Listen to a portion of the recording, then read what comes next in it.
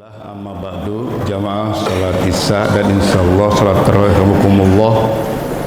Ada 3 semangat yang harus kita miliki dalam rangka persiapan mengisi Ramadan dan pasca Ramadan. Yang pertama adalah al-muhasabah, yaitu mengevaluasi diri. Ya ayyuhallazina amanu taqullaha wal tanzur nafsum ma qaddamat lighad wattaqullah. Ini adalah nasihat dari Allah mengingatkan kepada kita, apakah kamu sudah menyiapkan diri untuk persiapan pulang kampung akhirat? Apa evaluasi kita dari perjalanan hidup kita? Kalau Rasul menegaskan umat Rasul Muhammad itu kisaran umurnya 60-70. Nah, kalau saya udah 50 lebih berarti udah lewat dari Zohor, udah lewat lebih banyak terlewati di dunianya. Maka harus banyak-banyaklah mengintrospeksi diri, menyiapkan diri. Dunia yang sebentar ini sangat menentukan nanti di akhirat yang lama dan abadi. Sebagai seorang muslim berkewajiban dia terus meningkatkan kualitas ibadahnya, karena muslim meningkat menjadi mukmin ideal menjadi hamba-hamba yang muttaqin. Maka bulan suci Ramadan Allah siapkan kepada kita memaksimalkan ibadah-ibadah baik yang wajib maupun yang sunnah. Rasul menegaskan ketika Ramadan ibadah sunnah saja pahalanya sama dengan ibadah wajib. Dan di akhir Ramadan kita betul-betul la'allakum tattaqun. Kita sebagai anggota keluarga inti kita, sebagai seorang ayah dari anak-anaknya, sebagai seorang suami dari istrinya, sebagai seorang ibu dari anak-anaknya, bagaimana kita mengevaluasi diri? Sudah apakah dipastikan keluarga inti kita itu apa yang Allah tegaskan, ku anfusakum wa ahlikum nar. Standar kewajiban seorang imam kepada keluarga intinya memastikan istri anak-anaknya terbebas dari api neraka. Padahal zaman akhir seperti ini peluang-peluang pintu neraka sudah mengintip di sekitar keliling kita.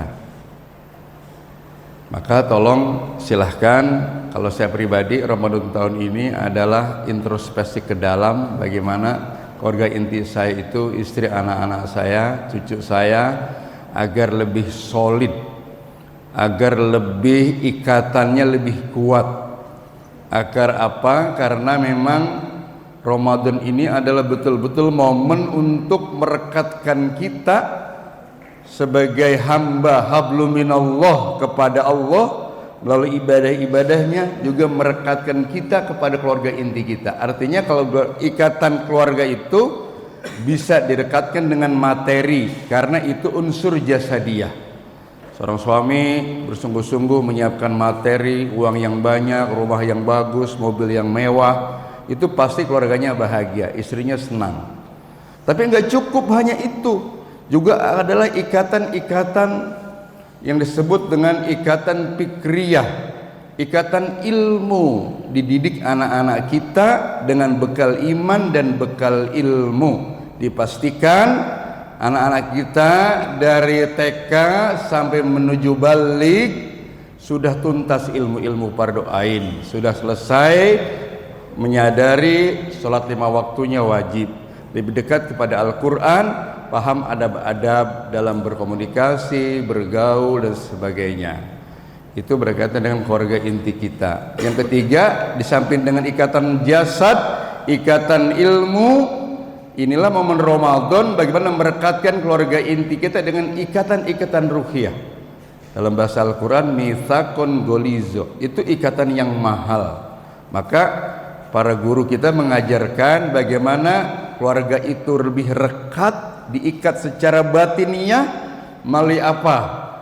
Sama-sama ketika momen-momen ibadah bersama-sama, ke masjid, sholat taraweh bersama, tadarus Al-Quran bersama, di rumah sholat sunnah atau qiyamul lail bersama. Itu ikatan yang lebih mengokohkan anggota keluarga, karena banyak terjadi tidak hanya menimpa keluarga-keluarga yang maaf tradisional, keluarga modern juga banyak menimpa, banyak terjadi orang tua tidak mampu mengendalikan anak-anaknya, tidak harmonis komunikasinya kepada anak. Ini penting banget. Evaluasi yang kedua adalah al-mujahadah, yaitu bersungguh-sungguh, ya.